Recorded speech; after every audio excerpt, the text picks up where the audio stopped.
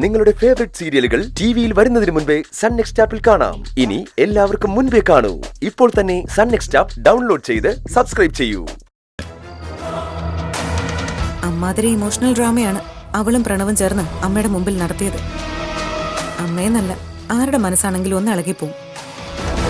പ്രണവിനെ സ്വന്തം പക്ഷം നിർത്താനും ആ പക്ഷത്ത് ആളെ കൂട്ടാനും ശിവാനി എല്ലാ കളികളും കളിക്കുന്നുണ്ട്. അന്ന് നീ പറഞ്ഞിട്ടാണ് സ്വന്തമായിട്ട് ബിസിനസ് തുടങ്ങാനുള്ള അനുവാദം കൊടുക്കാമെന്ന് ഞാൻ തീരുമാനിച്ചത്.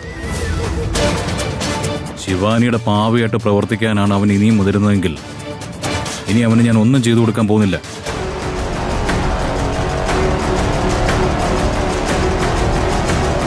ഇതിനെ ഇനിയും അങ്ങനെ മുന്നോട്ട് കൊണ്ടുപോകാൻ ഞാൻ അനുവദിക്കില്ല. എന്തി എത്രയും പെട്ടെന്ന് ഇതിനൊരു തടയിട്ടേ പറ്റൂ. എന്തിനാ? അതൊന്നും വേണ്ട. പിന്നല്ലാതെ ഞാൻ ഈ വീട്ടിലുള്ളിടത്തോളം കാലം ഈശ്വരമംഗലത്തിന്റെ ബിസിനസ്സുകൾ തകരാൻ ഞാൻ അനുവദിക്കില്ല. അല്ലെങ്കിൽ പിന്നെ എല്ലാം ഉപേക്ഷിച്ച് എന്തെങ്കിലും ആയിക്കോട്ടെ എന്ന് തീരുമാനിച്ച് അങ്ങ് ഇറങ്ങിപ്പോണം. പിന്നെ ഒന്നും കാണണ്ടല്ലോ.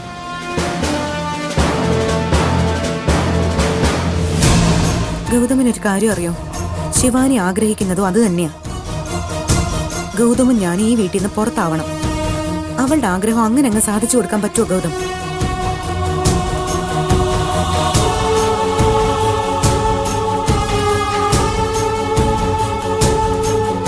എന്ന് കരുതി പ്രണവിനൊരു വിഷമം ഉണ്ടാവാനും പാടില്ല. ഞാൻ പറയുന്നത് അവൻ ആഗ്രഹിക്കുന്നത് പോലെ കമ്പനിയുടെ ഒരു ഭാഗം അവനങ്ങ് വിട്ടുകൊടുക്കണമെന്നാ. നീ എന്താ ഈ പറയുന്നത്? തൽക്കാലം ശിവാനിയുടെ തന്ത്രങ്ങളെ മറികടക്കാൻ ഇതേ ഉള്ളൂ ഒരു വഴി. അല്ലെങ്കിൽ അവൾ ഓരോ നിമിഷവും ഇവിടുത്തെ സമാധാനം കെടുത്തിക്കൊണ്ടിരിക്കും. അമ്മയുടെ ഇപ്പോഴത്തെ ആരോഗ്യസ്ഥിതി വെച്ച് ആവശ്യമില്ലാത്ത വിഷമങ്ങളൊന്നും ഉണ്ടാക്കാൻ പാടില്ല. വലിയ കടുംപിടുത്തൊന്നും കാണിക്കണ്ട. അവന്റെ ആവശ്യം എന്താണോ അതങ്ങ് സാധിച്ചു കൊടുക്കണമെന്നേ ഞാൻ പറയൂ. ഇതൊന്നും ശരിയാവുന്ന കാര്യങ്ങളല്ല. ഏതെങ്കിലും ഒരു പ്രോജക്റ്റിന്റെ ടെൻഡർ ഏൽപ്പിച്ചാൽ തന്നെ അതിലൊരു 100 സംശയങ്ങളുമായിട്ട് എന്റെ അടുത്തേക്ക് ഓടി വരുന്നവനവൻ. അങ്ങനെയുള്ളവനെ ബിസിനസിന്റെ ഒരു ഭാഗം നിന്നെ ഏൽപ്പിച്ചു കൊടുത്താൽ ശിവാനി അതിനെ തകർത്ത് തരിപ്പണമാക്കി കൈ തരും. അതറിയാവോ നിനക്ക്? ഈശ്വരമംഗലം ഗ്രൂപ്പ് ഓഫ് കമ്പനീസ് എന്റെ കൺമുമ്പിൽ തന്നെ തകർന്നു വീഴുന്നത് കാണാൻ എനിക്ക് പറ്റില്ല. ഞാൻ ഈ വീട്ടിൽ തന്നെ തുടരണമെങ്കിൽ ആ ബിസിനസ്സിന് ഒരു പോറല് പോലും ഏൽപ്പിക്കാതെ കാത്തു സംരക്ഷിക്കുകയും വേണം. അതെന്റെ കടമയാണ്. ഓക്കേ, ഞാൻ സമ്മതിക്കുന്നു. പക്ഷെ അമ്മയുടെ അവസ്ഥ ഒന്ന് ആലോചിച്ച് നോക്ക്. ഇനി ഒരു പ്രശ്നം ഉണ്ടായാൽ അത് തകർക്കുന്നത് അമ്മയുടെ മനസ്സിനെ മാത്രമല്ല, ആരോഗ്യത്തെ കൂടിയായിരിക്കും. ബിസിനസിന്റെ ഷെയറിന് വേണ്ടി പ്രണവ് ഒരു പ്രശ്നം ഉണ്ടാക്കി അമ്മയുടെ ജീവൻ എന്തെങ്കിലും ആപത്ത് സംഭവിച്ചാലോ? അത് ഈ ജന്മം ഗൗതമിന് സഹിക്കാൻ പറ്റുമോ? ഏത് ബിസിനസിനേക്കാളും അത് സംരക്ഷിക്കുന്നതിനേക്കാളും വലുത് ഗൗതമിന് അമ്മയുടെ ജീവനല്ലേ? ആലോചിക്കാം, എന്നിട്ട് തീരുമാനിക്കുക എന്ത് വേണമെന്ന്.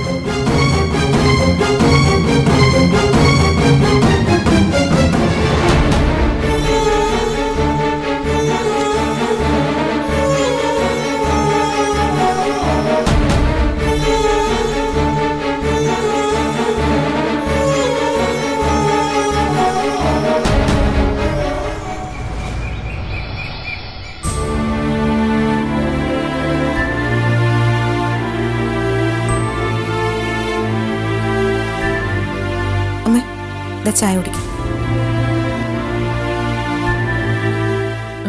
നിധി, എന്താ അമ്മ? ഇന്നലെ രാത്രി പ്രണവ് എന്നോട് കുറെ കാര്യങ്ങൾ സംസാരിച്ചു. അവനും കുറെ സങ്കടങ്ങളുണ്ട്.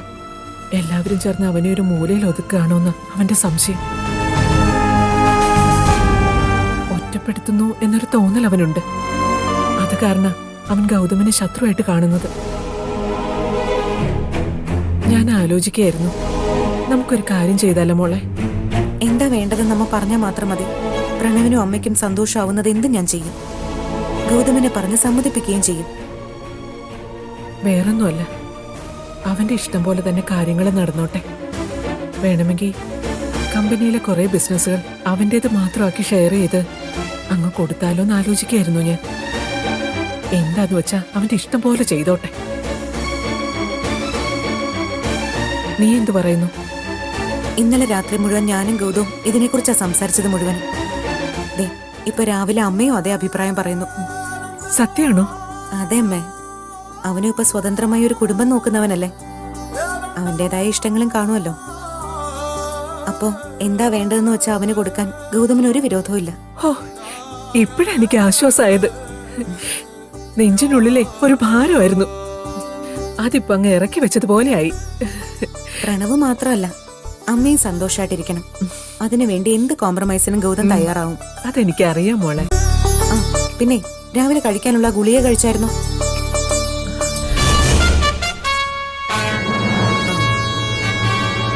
മുഖത്തെ ഈ പരിങ്ങല് കണ്ടാൽ അറിയാലോ ഗുളിക കഴിച്ചില്ലാന്ന്. സോറി മോളെ, മറന്നുപോയി. എന്താ അമ്മ ഇത്? അത് മറക്കരുതെന്ന് ഞാൻ പ്രത്യേകം പറഞ്ഞിരുന്നതല്ലേ. ഓരോ ടെൻഷന്റെ ഇടയില് അങ്ങ് വിട്ടുപോയി. അതിനിപ്പോ എന്ത് ചെയ്യാൻ പറ്റും?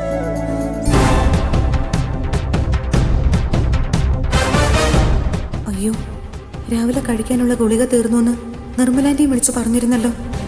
ഞാനതങ്ങ് മറന്നു. ഇനിയിപ്പോ എന്ത് ചെയ്യും? നീ എന്തേ ആലോചിക്കുന്നത്? അല്ല, വീട്ടിൽ നിന്ന് അമ്മ വിളിച്ചിരുന്നു. അത്യാവശ്യമായിട്ട് എന്നെ ഒന്ന് കാണണോന്ന് പറഞ്ഞു. ഞാനൊന്ന് വീട് വരെ പോയിട്ട് വരട്ടെ അമ്മേ. അതിനെന്താ, നീ പോയിട്ട് വാ. കൂടി പോയ 2 മണിക്കൂർ, അതിനുള്ളിൽ ഞാൻ തിരികെ എത്തും.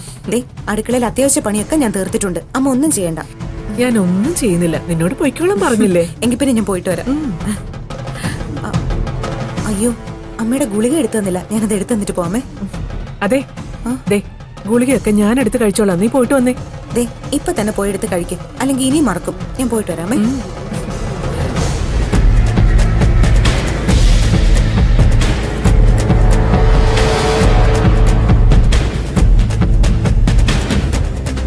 ഏട്ടത്തിക്ക് ഗുളിക പോലും എടുത്തു കൊടുക്കാതെ ഇവള് പോകുന്നെങ്കിൽ ഈ പോക്കിൽ എന്തോ പന്തികേടുണ്ടല്ലോ. ഈ പോക്ക് പെട്ടെന്ന് എടുത്തൊരു തീരുമാനമാണ്. എന്റെ ഊഹം ശരിയാണെങ്കിൽ ഇവൾ അമ്മയെ കാണാനല്ല പോകുന്നത്. എന്തായാലും ഒന്ന് നോക്കാം.